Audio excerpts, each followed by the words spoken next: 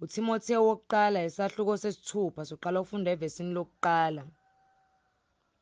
Bonke abayizigqila phansi kwejoka mabathi abanumzane babo bafanele ukutuswa impela ukuze igama likaNkulunkulu nesifundiso kungahlanjalazwa. Abanabanumzane abakholwayo bangabadeleli ngokuba bangabazalwane, kodwa kube yikhona bebakhonza kakhulu ngokuba bengabakholwayo nabathandekayo, labo abasizakala ngomsebenzi wabo. Wofundisa lezo zinto uyale ngazo.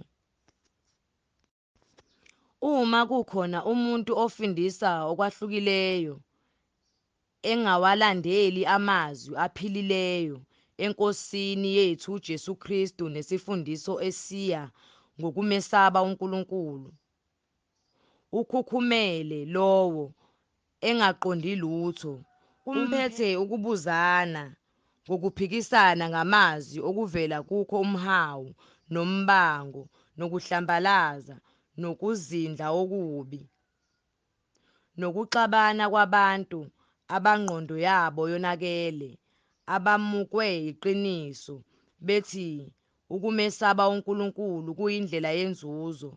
Yebo, ukumesaba uNkulunkulu kanye nokwaneliswa kuyinzuzo enkulu ngokuba asilethanga lutho ezweni, kusobala ukuthi singemuke nalutho futhi.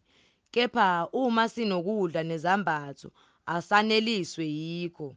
Kepha abafuna ukuceba bayala ekulingweni nasezihibeni nasezinkanukweni eziningi zobuwula ezilimazayo, ezishonisa abantu ekufeni nasekubhujisweni, ngokuba ukuthanda imali kuyimpande yakho konke okubi. Abanye ngokufisa badukelwa ukukholwa, bazigwaza ngeminjunju eminingi. Kepha wena muntu kaNkulunkulu, balekela lezo zinto, jonga uNkulunkulu nokumesaba uNkulunkulu, nokukholwa, nothando, nokubekezela, nobumnene. Yilwa ukulwa okuhle kokukholwa, ubambelele ekuphileni okuphakade owabizelwa kukho. Wavuma ukuvuma okuhle phambi kofakazi abaningi.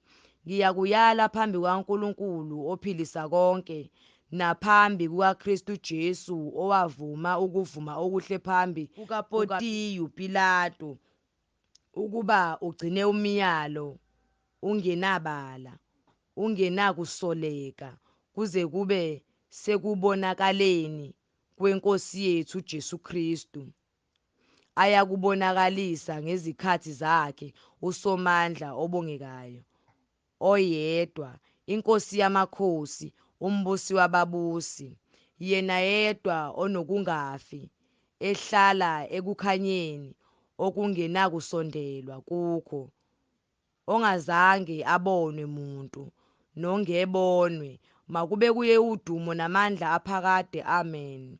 Yala abacebileyo kulelizwe lamanje ngokuthi bangakhukhumali, bengathembeli engcebeni engemiyo, kepha mabathembele kuNkulunkulu osecebisa ngakho konke, sithokoze ngakho.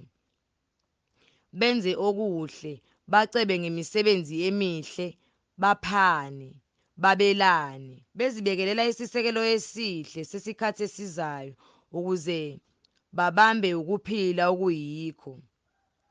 Timothewu, londa kahle okubekiwe kuwe, ugweme ukukhuluma okuyize nokuphikisana kwalokho okuthiwa ukwazi kungesikho, okuthi abanye bevuma baduka ekukholweni. Umusa mawube nani.